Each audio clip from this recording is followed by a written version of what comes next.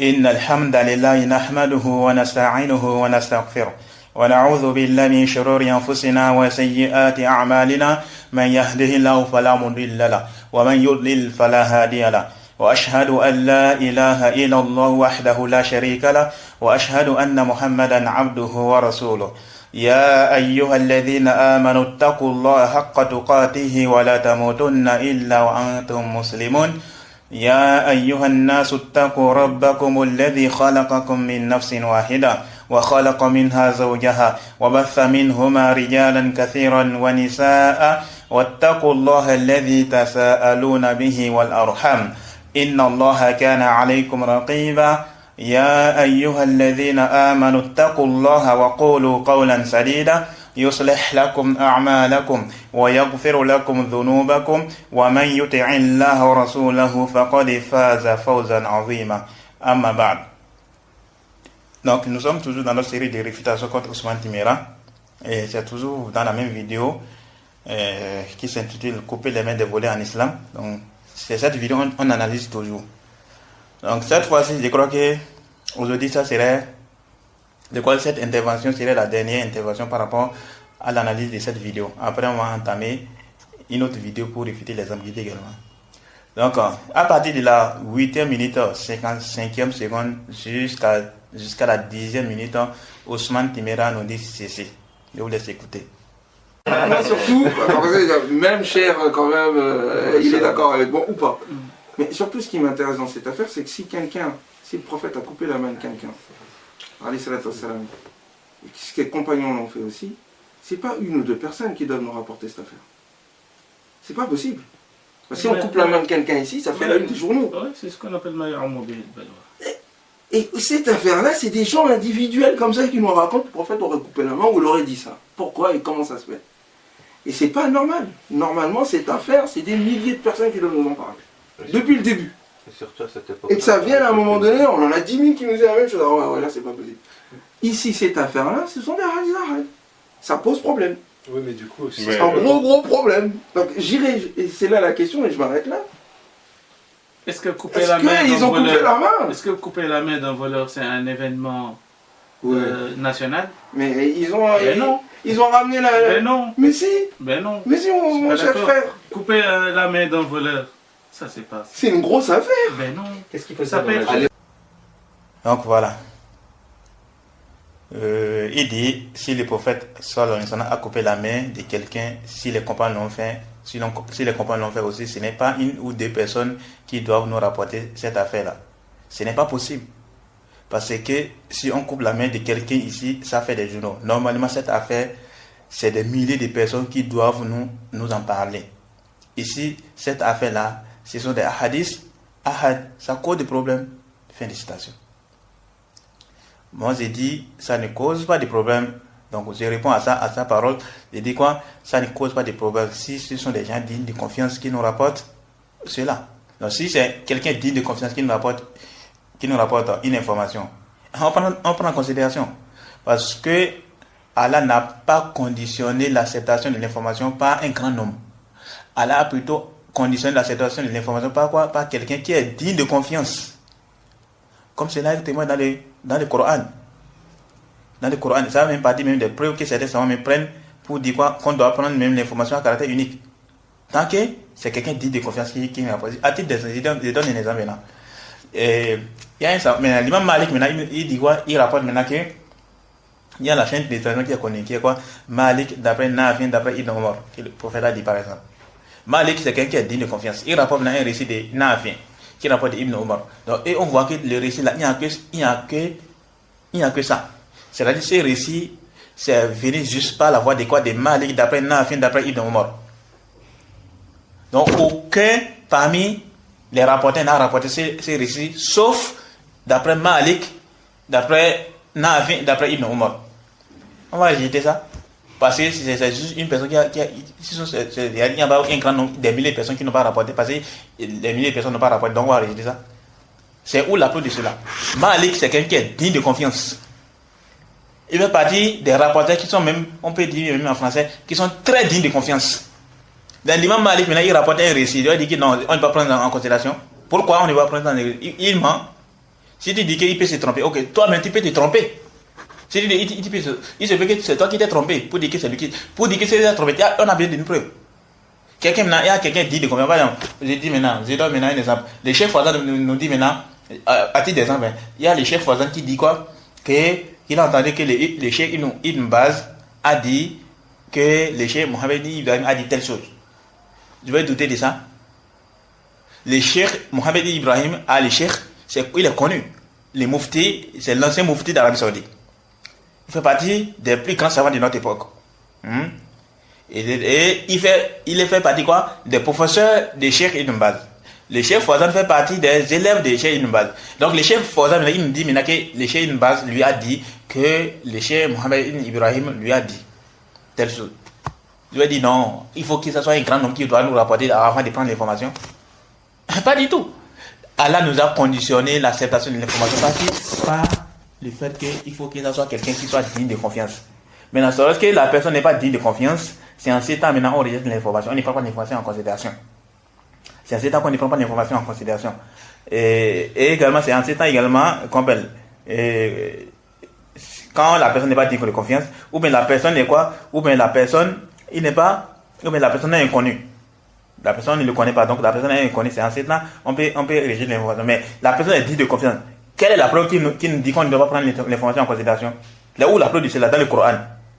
Étant donné que Ousmane Timina il rejette les hadiths. Ok, c'est où la preuve dans le Coran qui nous dit quoi? Qui nous dit qu'on doit rejeter cela. Allah nous dit dans le Coran, dans la sourate Hujurat, il dit quoi? Allah dit ya ayyuhalladhina amanu in ja'akum fasiqun binaba'in fatabayyanu an tusibu qauman bijahalatin fatusbihu ala ma fa'altum nadimin. Ça c'est dans la sourate Hujurat, le verset 6. Donc le verset 6 de la sourate Hujurat, de la sourate 49 du Coran. Selon la tradition du sens rapproché du verset, Allah dit quoi? Oh vous qui avez écrit, si un pervers vous apporte une nouvelle, voyez bien clair de craindre que par inadvertance, vous ne portez atteinte à des gens et que vous ne regrettez par la suite ce que vous avez fait. Qui dit ça? C'est Allah qui nous dit ça. Donc Allah a conditionné l'acceptation. C'est là même dans les tafsirs, les savants ils ont expliqué que quoi? Que Allah a conditionné l'acceptation de quoi? Allah nous a demandé de vérifier l'information du pervers. Maintenant, quand la personne n'est pas un pervers, la personne est digne de confiance, alors que là c'est fini, on prend ça en considération. On dit non, on doit rejeter, on ne doit pas prendre ça en considération. La preuve de cela, c'est où? Qu'on doit rejeter son information. Quelqu'un est digne de confiance, il nous rapporte une information, que le prophète a dit cette chose. On dit non, on va rejeter ça. Pourquoi on va rejeter ça? Ou bien un savant digne de confiance. Il est connu pour sa crainte, pour sa piété. Il nous rapporte maintenant que tel savant a dit telle chose. Oui, puis c'est lui qui se trompe. Mais quelle est la preuve qui nous dit qu'on doit rejeter son information? La preuve de ça, c'est où? Il peut se tromper, oui. On est au qu'il peut se tromper. Mais tu te bases même sur quelque chose qui est inexistante. C'est une chose qui est inexistante pour rejeter l'information. Tu dis qu'il peut se tromper. Mais là, est-ce qu'il s'est trompé? Tu dis qu'il ne sait pas. Ok, donc tu te bases sur quelque chose qui ne sait pas pour rejeter son information. Allah Musta'an. Allah nous a demandé, quoi? Il a dit qu'un groupe de personnes qui sortent pour aller apprendre la religion. Et que tout le monde n'est pas obligé de sortir. Maintenant, je suis maintenant. Et à partir de là, si deux personnes sortent pour aller apprendre la religion, ils se reviennent. Ils disent maintenant qu'ils ont appris tel, avec les chefs, ils ont fait ça. On ne va pas prendre l'information comme ça parce que c'est une personne, ou même deux personnes, mais trois personnes qui ont rapporté. Pourquoi on va rejeter l'information? C'est où la preuve de cela?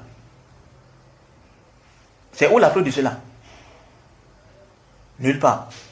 Allah nous a obligés de prendre l'information des compagnies. L'islam nous oblige de prendre l'information de quoi? De quelqu'un qui est dit de confiance. Et il se peut même que beaucoup de personnes, il se peut qu'il y a un grand nombre de personnes qui rapportent l'information et ils ne sont pas dignes de confiance. Je suppose maintenant qu'il y a 5 menteurs qui rapportent des récits. 5 menteurs par exemple, ils rapportent une information, ils nous apportent une information. On prend l'information en considération? Non.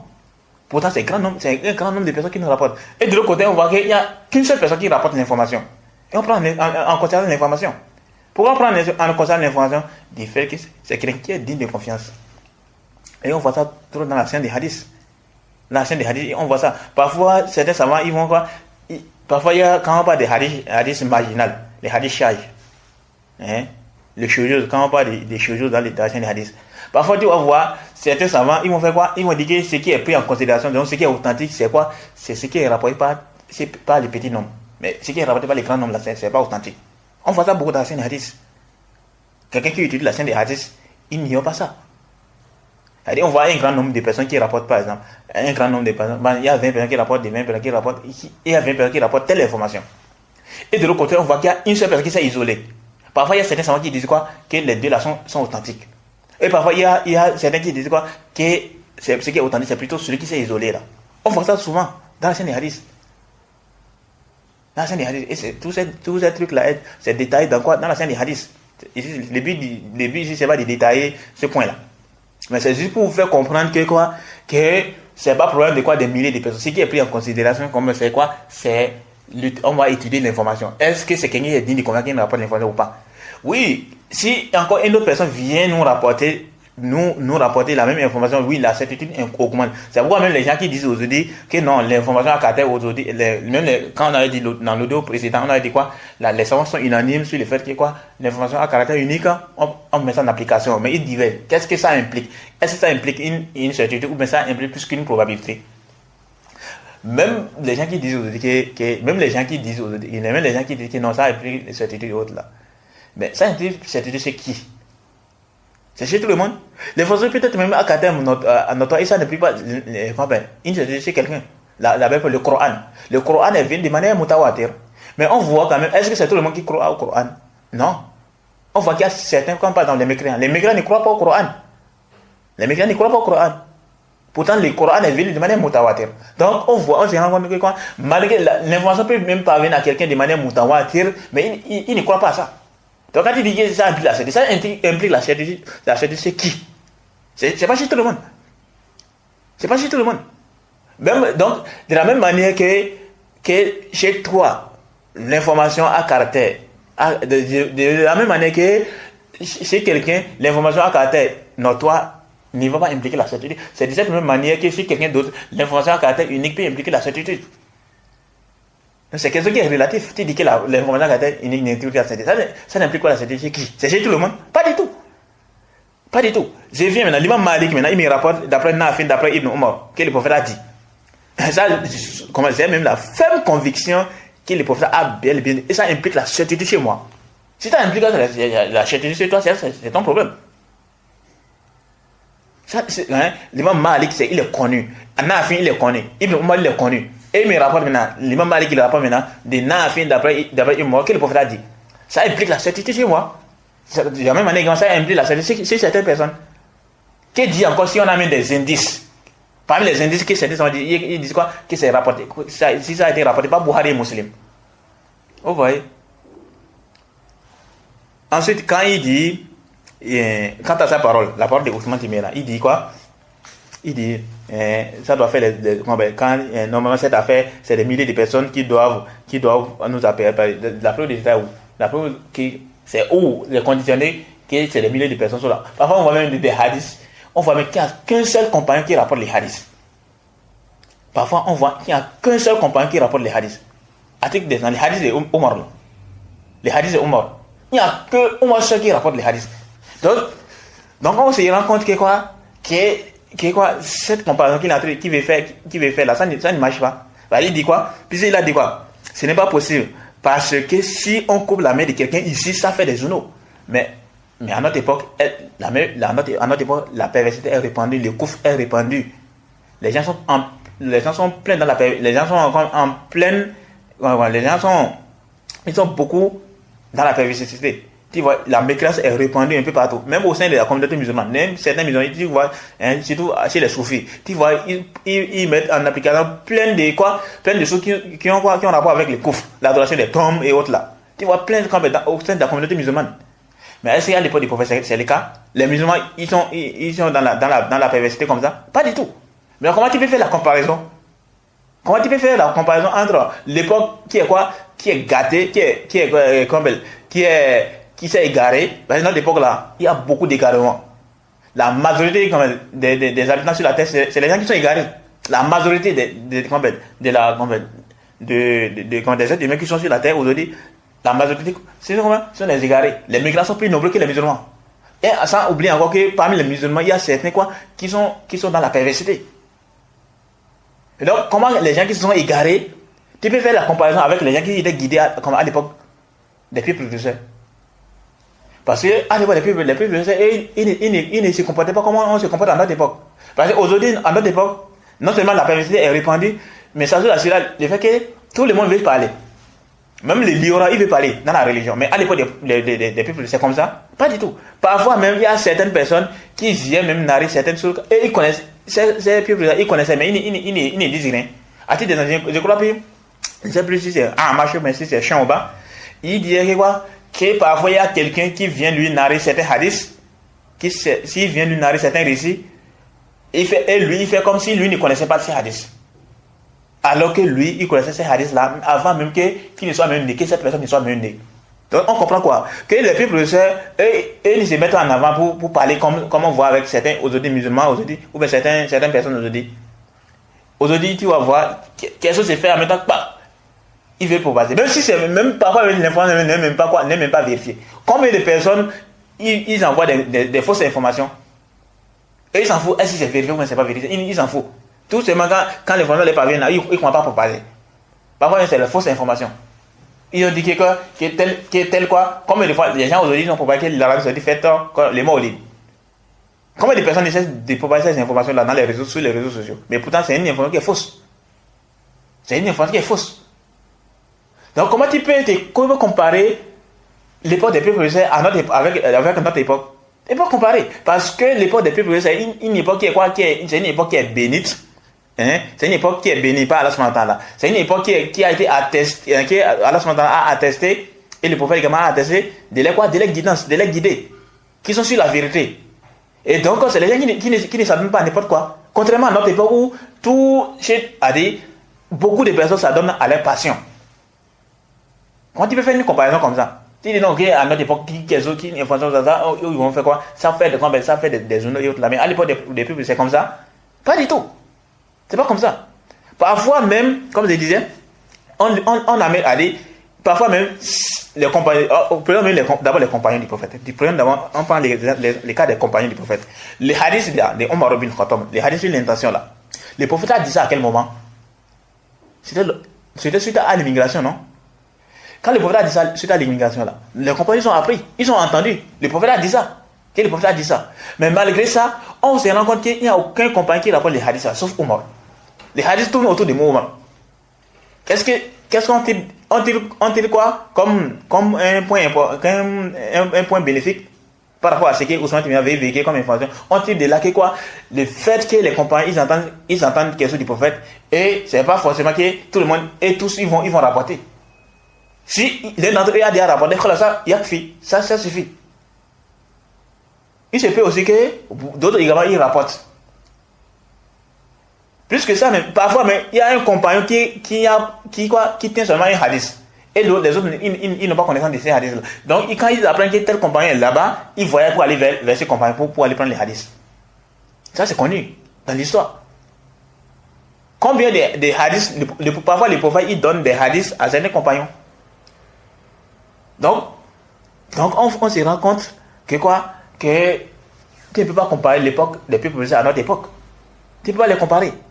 On ne peut pas faire une comparaison là, entre les deux époques là. Pourquoi? Parce que l'époque des peuples, c'est une époque qui est bénie. C'est une époque qui est sur la guidée. C'est une époque qui est quoi? Qui est sur la droiture. Et Allah a attesté de la droiture. Le prophète également a attesté de la droiture.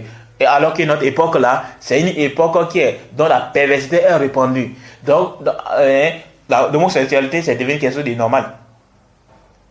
Au point où, en France, les gens ont légalisé ça, au point où tu ne peux même pas critiquer les gens qui sont en pleine dans cette pratique-là. Ils font cette pratique-là. Sinon, tu vois les problèmes. À l'époque du prophète, c'est comme ça. Quelqu'un peut faire ça au sein de la communauté musulmane sans qu'il ne soit exécuté. Parce que le prophète nous a demandé quoi, quand on attrape les gens qui ont été fait quoi, ils ont été fait la pratique de l'époque de la perversité de l'époque des prophètes, l'autre, quand les exécute, non? Bien évidemment, comme on avait dit, c'est le chef musulman qui doit appliquer cela. Donc il faut faire très attention par rapport à ces points-là. Donc le fait à notre époque, si on amène, il y a une information qui vient, ça va faire les journaux, ça ne va pas forcément dire qu'à l'époque du prophète, c'est comme c'est le cas. Pas du tout. Parce que on se rend compte qu'à l'époque du prophète, parfois les compagnons ils connaissent les hadiths, mais il n'y a qu'un seul qui rapporte. Il n'y a qu'un seul qui rapporte. Comme par exemple les hadiths sur l'intention, il n'y a qu'un Omar seul qui rapporte. Et encore pour montrer encore plus clair, Omar a dit ces hadiths à quel moment? Sur le minbar. C'est sur le minbar, Omar a dit ça. Donc, ça veut dire quoi? Il y avait beaucoup de personnes qui étaient là. Il y avait beaucoup de personnes qui étaient là en train d'entendre lorsque Omar disait ça. Mais on se rend compte que personne parmi ceux qui étaient présents ne rapporte ces hadiths. Sauf Al-Qama ibn Waqqas. Sauf Al-Qama ibn Waqqas. Là, ça veut dire quoi? C'est où l'aspect argumentatif? L'aspect argumentatif se trouve que le fait que les gens avaient appris ça, ils ont entendu Omar dire ça sur le minbar. Mais aucun parmi eux ne rapporte, sauf Al-Qama ibn Waqqas. Donc, la comparaison de Ousmane Timina, ça ne tient pas. Ça ne tient plus. Ça ne tient plus. Parce que le hadith, de Omar, l'intention, qu'est-ce qu'il a dit? L'imam Bukhari dit, Haddathana al-Humaydi. Haddathana al-Humaydi, Abdullah ibn Zubair, قال حدثنا سفيان قال حدثنا يحيى بن سعيد الأنصاري قال أخبرني محمد بن إبراهيم التيمي أنه سمع علقمة بن وقاص الليثي يقول سمعت عمر بن الخطاب رضي الله عنه على المنبر على المنبر قال سمعت رسول الله صلى الله عليه وسلم الحديث. Donc, Bukhari dit quoi? Al-Humaydi nous a rapporté, d'après Soufiane qui rapporte de Yahya ibn Sa'id al-Ansari, qui rapporte de quoi? De Mohamed ibn Ibrahim at-Taymi, qui rapporte de Al-Qama ibn Waqqas, qui a dit qu'il a entendu Omar sur le minbar dire. Donc, Omar a prononcé cette parole du prophète sur l'intention des actes, ne va pas les intentions. À quel moment? Lorsqu'il était sur le minbar. Mais, donc, lorsqu'il était sur le minbar, il y avait beaucoup de personnes qui étaient présentes. Puis Omar était en train d'exhorter les gens. Et il a donné ces hadiths-là. Et pourtant, on se rend compte que personne parmi tous ceux qui étaient présents ne rapporte les hadiths. Sauf Al-Qama. Si ça va faire si on prend l'argumentaire de Ousmane Timera, donc tous ceux qui étaient présents sur lorsque Omar était en train de parler sur le minbar, ils étaient censés pour parler des hadiths là. Ils étaient censés dire quoi? Comme Al-Qama a rapporté, il dit quoi? J'ai entendu Omar dire sur le minbar. Donc ils dit quoi? J'ai entendu Omar dire sur le minbar. J'ai entendu Omar dire sur le minbar. Mais aucun parmi eux, et c'est sûr et certain que les compagnons du prophète étaient présents quand Omar avait dit cette parole là. Et aucun parmi eux ne rapporte les hadiths, sauf Al-Qama. Donc on se rend compte que quoi? Que c'est pas parce que à notre époque, quand une information vient, ça fait la lune, quand ça fait quoi? Ça fait les journaux, ça veut dire qu'à l'époque des peuples c'est le cas. Non. On a l'exemple là de ces hadiths de Omar ibn Khattab. Et on a plusieurs exemples comme ça. Hein. C'est pas juste les hadiths de Omar ibn Khattab comme ça. C'est pas seulement les hadiths de Omar ibn Khattab. Il y a beaucoup d'exemples comme ça qu'on peut citer. Mais juste avec le cas de Omar là, les hadiths de Omar, ça suffit pour anéantir ce que Ousmane Timera avait véhiculé comme information. Et parfois aussi, il y a certaines personnes qui viennent quoi? Certains qui vont poser des questions à certains compagnons. Et à tel compagnon. Et le compagnon, il renvoie à l'autre compagnon. Et qui renvoie à l'autre compagnon, qui renvoie à l'autre compagnon, qui renvoie à l'autre compagnon. Ça, c'est connu. Ça, c'est connu dans l'histoire. Mais, pourtant, ces compagnons, ils connaissaient très bien le compagnon. Ils connaissaient très bien la réponse. Mais, ils préfèrent que quelqu'un d'autre, quoi, réponde à leur place. Donc, le fait que, c'est pas parce que tous les compagnons ne rapportent pas les récits, que ça veut dire forcément que quoi? Qu'ils n'ont pas connaissance de ces récits. Pas du tout. Parce qu'il faut regarder combien les compagnons du prophète, ils ont vécu avec le prophète pendant combien pendant les 23 ans de révélation. La révélation a lieu pendant combien d'années? Pendant une période de 23 ans. Donc pendant une période de 23 ans là, le prophète sallallahu alayhi wa sallam, les compagnons, ils ont entendu le prophète. Mais est-ce que c'est tous les compagnons qui rapportent les mêmes récits? Pas du tout.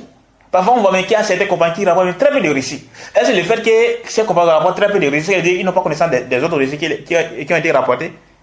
Ça ne veut pas dire ça. Ça ne veut pas du tout dire ça. Donc, vraiment, il faut vraiment faire très attention. Ousmane Timera est là seulement pour égarer la conduite des musulmans, de la voie sur laquelle était le prophète sallallahu alayhi wa sallam et ses compagnons. Et ensuite, ce que je vais également ajouter, le fait que la communauté est unanime sur quoi la mise en application des hadiths. Le fait que la communauté est unanime sur la mise en application des hadiths, tant que c'est authentique, que ce soit ahad ou mutawatir, tant que c'est authentique, alors c'est obligatoire de faire ça en application. Au point où même certains ils disent quoi, que la personne qui rejette les hadiths authentiques, la personne est au bord de la mécréance, au bord de la paix. Il s'est écarté de droit chemin. Donc ce qui nous intéresse, c'est est-ce que c'est authentique ou pas. C'est pas pour être ahad ou pas ahad. C'est pour dire quoi, c'est authentique ou bien c'est pas authentique. C'est tout ce qui nous intéresse. Si c'est authentique, on met en application. Même si c'est une personne qui rapporte. Ensuite, Ousmane Ibn Laden a été dit ça par rapport à quoi? Par rapport au hadith de Oussama bin Zayd. Et aussi, un autre point pour pouvoir encore détruire ce qu'il a en train de dire. Il dit que ça va faire l'une des autres, que ça doit faire des milliers de personnes qui rapportent des milliers de... Qui a conditionné parmi les savants? Qui parmi les savants dit que pour pouvoir accepter l'information là, il faut que ce soit des milliers qui rapportent des milliers, qui rapportent des milliers, qui rapportent... Qui parmi les savants des hadiths a dit ça? Qui parmi les savants des hadiths a dit ça? Allah Moussa. Pour également faire ce truc là, tu dis que ça doit, comment c'est pas possible que ça, que c'est pas possible, il y a je vais te dire un truc. Il se peut que beaucoup de compagnons rapportent un récit. Je dis bon, mais une vingtaine de compagnons. Ils rapportent les récits d'après une vingtaine. Et ceux qui sont venus plus tard, on voit que les récits tournent autour d'une personne. Tu vas dire quoi par rapport? Tu vas rejeter ou bien tu vas prendre en considération? Si tu dis que tu vas prendre ça en considération, donc ça veut dire que tout ce qui avance comme l'argumentaire, ça ne passe pas. Pour rejeter les hadiths. Il faut dire non, on doit, je suppose maintenant, par exemple, les compagnons, il y a plus de 20 compagnons qui rapportent les hadiths. Et parmi les tabi'in, il y a plus de 20 personnes qui rapportent. Et parmi les autres tabi'in, il y a plus de 20 personnes qui rapportent. Et arrivé à un niveau, on se rend compte que quoi? Qu'il n'y a qu'une seule personne qui rapporte les hadiths. Tu vas prendre ça en considération, mais tu vas rejeter. Si tu dis que tu vas rejeter, on va te demander sur quelle base tu vas rejeter ça. Sur quelle base tu vas rejeter ça? Il faut faire très attention. Il faut faire vraiment très attention. Donc, ensuite, il est en train de parler, quand il est rentré dans la question des hadiths, ahad et autres là, c'est par rapport à quoi? C'était par rapport au hadith de quoi? De Oussama ibn Zayd là. Et c'est comme si pour lui, le hadith Oussama ibn Zayd là, c'est comme si il n'y a que lui qui a rapporté, ou bien il n'y a que deux personnes qui ont rapporté. Alors que non, plusieurs compagnons ont rapporté ça. Les hadiths de Oussama ibn Zayd sur la sentence du volet là, qu'on avait cité précédemment. Il n'y a pas seulement que ces compagnons qui rapportent. C'est suite à ces hadiths de Oussama ibn Zayd qu'il est rentré dans la question des hadiths ahad et autres là. On a quoi? Le même hadith où le prophète a dit quoi? Si Fatima a volé, il allait couper la main là. Il y a beaucoup d'autres compagnons qui ont rapporté. D'autres compagnons également ont rapporté. À titre d'exemple, Mas'ud ibn Aswad, chez l'imam Ibn Majah, c'est le hadith numéro 2548, et chez l'imam Ahmed, dans son Musnad, c'est le hadith numéro 23479, et le hadith numéro 26792. Aïcha radhiyallahu anha, elle rapporte également les hadiths. Chez l'imam Bukhari, c'est le hadith numéro 2648, et également le hadith numéro 3475. Chez l'imam Muslim, c'est le hadith numéro 1688. Chez l'imam Tirmidhi, c'est le hadith numéro 1430. Et chez l'imam Ibn Majah, c'est le hadith numéro 2547. Tout ça là, c'est quoi? Ça a été rapporté par Aïcha. Après, il y a également Jabir qui rapporte. Comme ça a été, Jabir rapporte les hadiths. Comme c'est venu chez l'imam Muslim, Nasaï et Ahmed. Chez l'imam Muslim, c'est le hadith numéro 1689. Chez Nasaï, c'est le hadith numéro 4891. Et chez l'imam Ahmed, c'est le hadith numéro 15149. Et il y a également Abdullah ibn Omar qui rapporte les hadiths. Comme c'est venu dans les Sunan Abu Daoud, Nasaï et les Muslim l'imam Ahmed. Chez l'imam Abu Daoud, c'est le hadith numéro 1395. Chez le Nasaï, c'est le hadith numéro 4887. Et dans les Muslim l'imam Ahmed, c'est le hadith numéro 6383. Il y a également Urwa ibn Zubayr qui rapporte les hadiths. Comme c'est venu dans les Sahih Bukhari, les hadiths numéro 4304. Et beaucoup d'autres également y rapportent. Donc c'est pas seulement les hadiths de Oussama ibn Zayd, c'est pas seulement un seul compagnon qui rapporte, ni deux personnes. Il y a plusieurs compagnons qui rapportent. Tu vas prendre ça en considération, mais tu vas rejeter. Plus que ça va très bien que ces hadiths-là, ça a été rapporté par Bukhari et Muslim. Les hadiths, cette information-là, où on dit que le prophète a appliqué, non, il avait dit cette parole-là, que si Fatima avait volé, il allait couper la main. Quand Oussama était venu intercéder en faveur de la femme qui avait volé là, à l'époque. Sans oublier les autres hadiths qu'on avait cités, où on dit que le prophète avait quoi? Il a appliqué la sentence. Ça ajoute à cela les paroles du prophète sur l'application de la sentence. Ça ajoute à cela les pratiques des compagnons. Les compagnons ils ont appliqué. Alors, on va dire quoi? Ousmane Timéra s'est égaré du droit chemin. Ousmane Timéra il s'est égaré. Il est en train de quoi? Et il est en train de pouvoir des ambiguïtés pour égarer la communauté musulmane. Allah Moussan. Et donc, c'est vraiment étonnant de voir que les gens ils se défendent Ousmane Timéra n'importe comment. Alors, c'est quelqu'un qui raconte n'importe quoi dans la religion. Allah Moussan. Ensuite, un peu dans la suite de la vidéo. Donc, toujours la même vidéo. Ousmane Timéra nous dit ceci. À partir de la 11e minute, 40e seconde jusqu'à la fin de la vidéo. Donc, à partir de la 11e minute, 40e seconde jusqu'à la fin de la vidéo. Donc, la fin de la vidéo s'arrête à 14 minutes 27 secondes. Donc, à partir de 11e minute, 40e seconde jusqu'à la fin de la vidéo, Ousmane Timéra dit ceci. Je vous laisse écouter. D'une personne non, pas venant des musulmans, parce que vu que le prophète alayhi salatu wassalam, il prenait le salam et qu'il venait avec une nouvelle religion de paix et tout ça et ainsi de suite, les Qurayshites, ils n'auraient pas raté l'occasion au cas où qu'il va couper la main pour quelqu'un. Je ne parle même pas de Qurayshites. C'est juste, je dis, c'est que les compagnons eux-mêmes, parce que là on parle de législation, c'est une règle, une loi divine. C'est pas c'est pas un petit événement. Si effectivement le fait de couper la main d'un voleur, parce qu'après tout ça le voleur qu'il est, il n'a qu'à aller mourir en enfer, pourquoi pas? Là on parle au fait, l'important ce n'est pas dû à la personne à qui cela est appliqué, elle est due à qui il a demandé et qui l'a fait, en l'occurrence Allah et son prophète.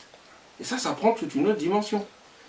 Ça c'est un premier point. Et deuxième point, effectivement vous avez raison, en Moumel-Balouin, la Deuxième Guerre mondiale, en fait, la Deuxième Guerre mondiale, c'est les mondiales, il n'y a même pas besoin d'aller demander est-ce qu'il y a quelqu'un qui en a parlé dans son livre. C'est tellement là qu'on... C'est là qu'on parle de hadith ahad. C'est dans ce sens-là. C'est-à-dire que c'est un événement. Si c'est un hadith ahad, يمكن الأخذ به إذا كان الأمر لم يكن شائعا بحيث يرد إلينا الخبر عن طرف أناس كثر. بمعنى, c'est-à-dire, si c'est un événement anodin, si une personne vient nous raconter ça, on peut dire oui, c'est normal parce que c'est pas connu. Mais si c'est un événement très important, on doit s'attendre. Par exemple, comme le hadith Innama al-a'malu bin-niyyat. Ou Innama, il y a Omar ibn Khattab qui normalement, ce hadith est tellement important, ça va être beaucoup de personnes. Et il faut voir les circonstances pourquoi c'est seulement Omar. Parce qu'Omar il a fait une khutbah, après. Finalement, le hadith est lié avec Omar. Si même tu dis. Il n'y a personne qui va prendre le hadith de toi. Parce qu'on va dire hadith ou Omar. Pourquoi? Parce qu'il est lié avec Omar finalement. Et là on s'attendait à un groupe de compagnons qui le rapportent. Il y en a qu'un qui l'a rapporté, c'est ça? C'est pour ça qu'on l'appelle hadith ahad gharib.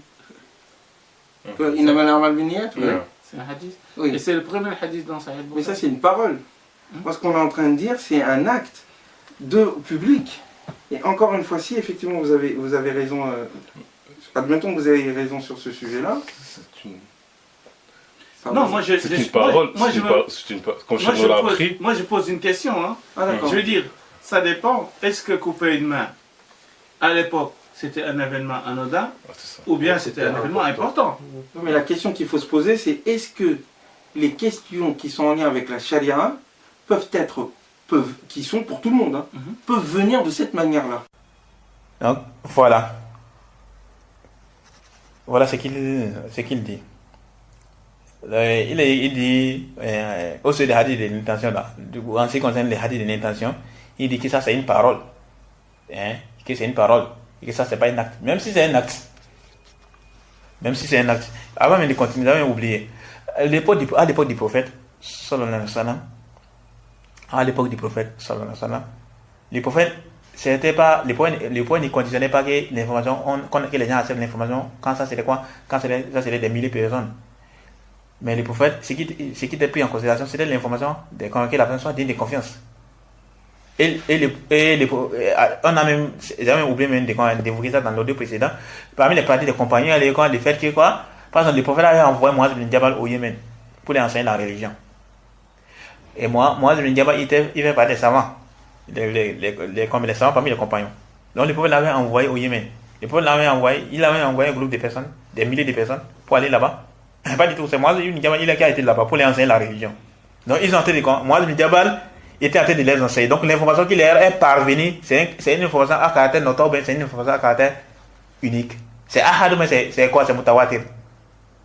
Si à cette époque-là, si Ousmane Timira était présent à cette époque-là et que Muaz ibn Jabal venait là pour au Yémen, et c'était des gens du livre qui étaient là.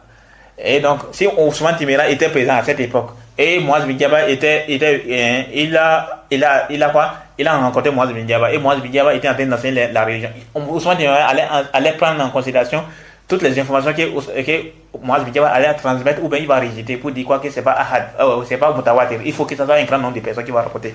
Si il faut que ça soit un grand nombre de personnes, on va te répondre que quoi? Le prophète n'avait pas compris ça. Parce que le prophète avait compris qu'il fallait un grand nombre de personnes. Le prophète n'allait pas envoyer Muaz ibn Jabal seul au Yémen.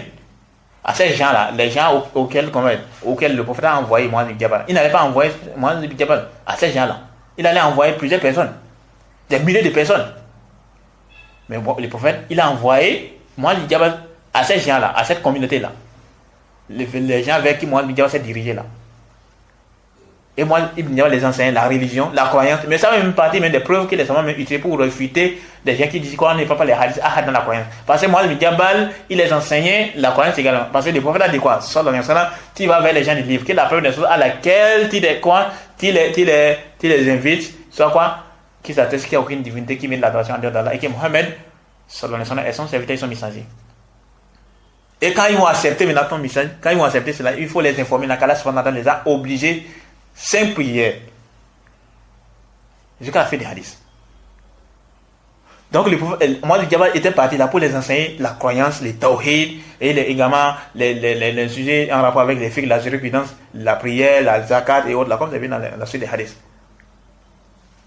Donc Muaz ibn Jabal était seul à ces gens-là. Ousmane Timira allait prendre l'information de Muaz ibn Jabal, il va dire qu'il va rejeter pour dire non, que Muaz ibn Jabal, on ne prend pas son information, il faut que ce soit plusieurs personnes qui vont rapporter.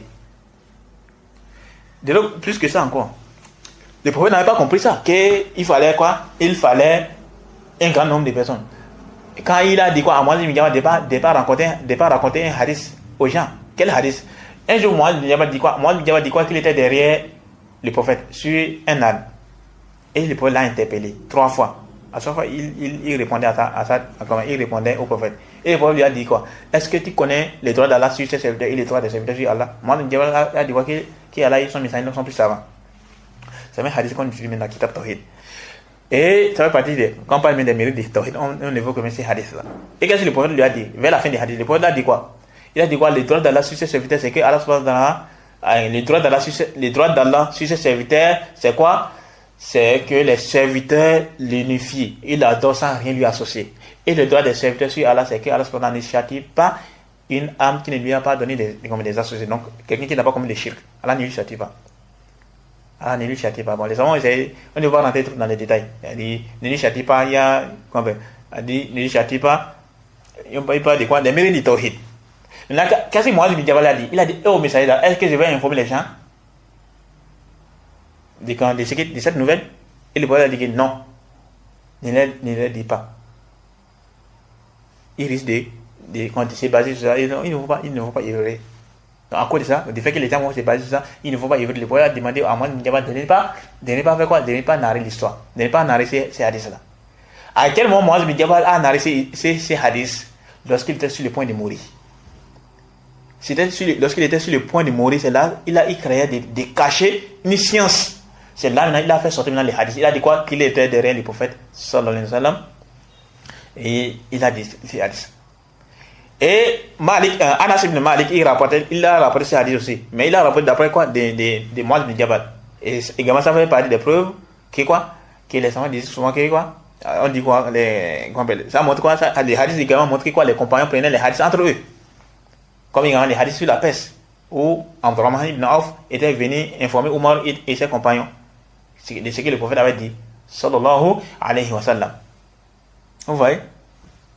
Donc les prophètes n'avaient pas compris qu'il faut un grand nombre pour avoir d'accepter l'information. Mais ce qui était pris en considération, il faut que la personne soit digne de confiance. Il ne faut pas que la personne soit un pervers.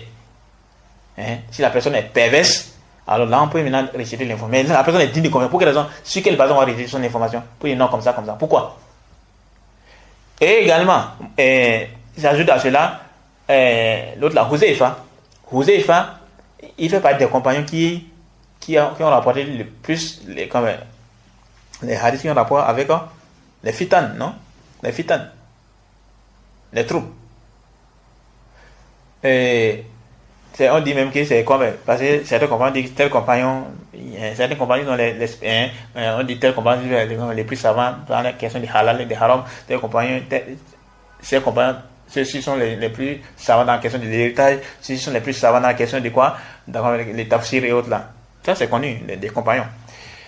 Et Huzaifa, il fait partie des compagnons. Le prophète lui a confié quoi? Le nom des hypocrites.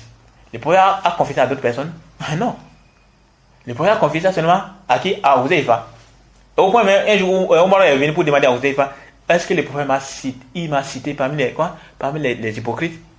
Est-ce que mon nom figure parmi les noms des hypocrites? Oui, Huzaifa dit qu'il a répondu à Omar, non. C'est un hadith qui est connu. Le prophète a dit ça à tous les compagnons? Pas du tout. Donc, on se rend compte que le prophète n'a pas conditionné le fait que le prophète il n'a pas conditionné à ses compagnons avant de prendre l'information. Il faut qu'il y soit un millier de personnes. Alors, si le prophète n'avait pas conditionné ça, pour quelles raisons vous voulez conditionner ça? Et maintenant, on a parlé des compagnons. Parce qu'il y a aussi d'autres personnes qui rapportent des informations. Ils font quoi? Ils essayent de pouvoir des ambiguïtés. Quand on a et on a sur la question de l'acceptation des hadiths ahad et autres là. On dit quoi? Et on dit que tout ça, les gens ont réfuté ça. Mais je ne veux pas évoquer ces ambiguïtés ici parce que ce n'est pas le but. Peut-être dans une autre occasion, on peut essayer de réfuter les ambiguïtés que les gens proposent sur ça. A dit que dans certains compagnons, ils n'enseigneraient pas les informations à caractère unique et autres là. On va essayer, dans une autre occasion, on va essayer de réfuter ces ambiguïtés là. Ok? Maintenant, un autre truc que je tiens à évoquer, c'est quoi? Quand Ousmane Timéla dit quoi? La question qu'il faut se poser est, est-ce que les questions qui ont un lien avec la charia peuvent être, qui sont pour tout le monde, qui sont pour tout le monde, peuvent venir de cette manière-là? On dit oui.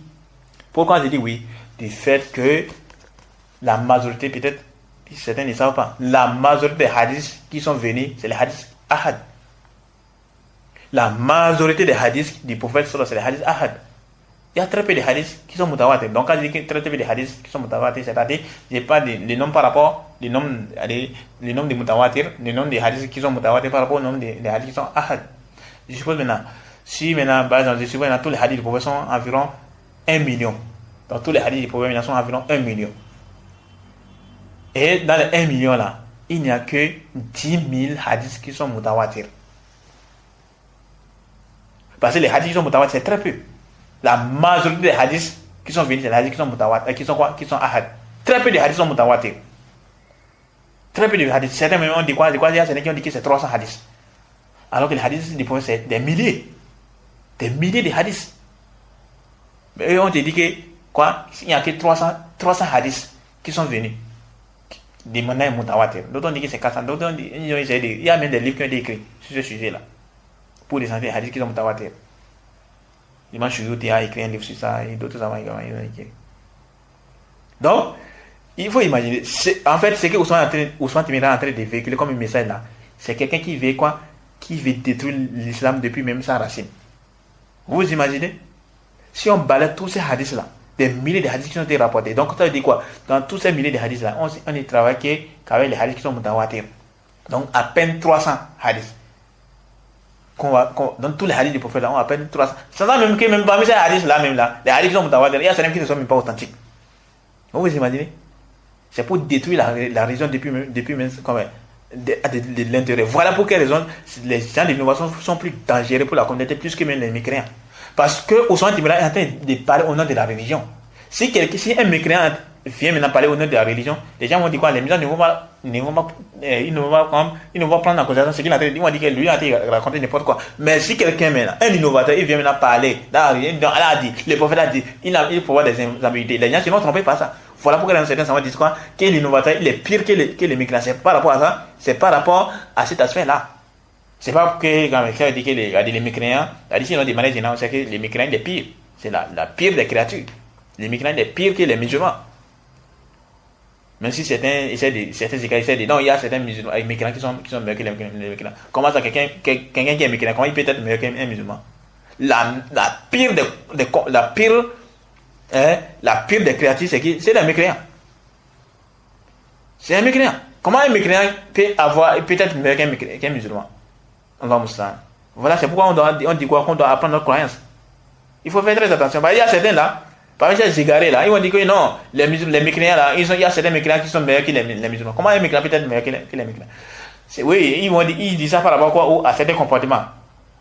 À certains comportements certains comportements des mécréants et certains comportements des musulmans. On dit quoi? Que quelqu'un, le pire des comportements, c'est quoi? C'est le comportement vis-à-vis. Le plus important des comportements, c'est quoi? Le comportement vis-à-vis d'Allah subhanahu wa ta'ala. Donc, si ton comportement vis-à-vis d'Allah subhanahu wa ta'ala est mauvais, c'est pire. Donc, ça veut dire quoi? On va dire que si toi, tu es pire. À quoi sert le bon comportement qui t'a vis-à-vis des créatures alors que tu as un mauvais comportement vis-à-vis d'Allah subhanahu wa ta'ala? Qu'est-ce qui est pire que le shirk? Rien du tout. Rien n'est pire que le shirk. Le shirk, c'est le pire des péchés. C'est le plus grand des péchés. Et le mécréant, il est en plein dans les shirk. Comment il peut être meilleur qu'un musulman? Alors, voilà, malheureusement, on a des gens à notre époque qui disent quoi? Qu'il y a les mécréants qui sont meilleurs que les musulmans. À cause de quoi? Le fait qu'il y a certains mécréants qui ont un bon comportement vis-à-vis de certains créatures. Alors que les musulmans, lui, il a le meilleur comportement vis-à-vis d'Allah subhanahu wa ta'ala. Le fait qu'il n'est pas dans les shirk. Donc il faut faire très attention par rapport à cet aspect-là. On se disait que quoi? Othman Timira, ce qu'il avait amené là, la question qu'il a posée là, on dirait oui. Les questions qui sont venues avec la charia, les questions peuvent venir, les sujets qui ont rapport avec la charia, ça peut venir de cette manière-là. Pourquoi? Parce qu'on a beaucoup même, c'est même pas seulement ça, c'est même pas seulement un, deux, c'est beaucoup même. Parce que la majorité des hadiths qui sont venus du prophète sallallahu alayhi wa sallam, qui ne sont pas venus, c'est quoi? La majorité des hadiths, c'est quoi? C'est les hadiths qui sont ahad. Les hadiths qui sont à caractère unique. Très peu de hadiths sont mutawatir. Donc si on dit on va balayer tout ça là, ça veut dire quoi? On veut en réalité détruire l'islam. Et c'est ça que Ousmane Timira avait fait. Allahu musta'an. Allahu musta'an. Voilà, il faut faire très attention. Donc voilà, c'est ce que je tenais à dire tout ce là. Les hadiths ahad, on prend en considération si c'est authentique. C'est authentique. Si c'est toi, ça n'implique pas la ceinture, ça c'est chez toi. Mais si c'est chez tout le monde, il faut vraiment faire très attention par rapport à ça. Donc, si on va s'arrêter ici, on va continuer avec la suite des révélations avec d'autres vidéos. سبحانك اللهم وبحمدك أشهد أن لا إله إلا أنت أستغفرك وأتوب إليك. السلام عليكم ورحمة الله وبركاته.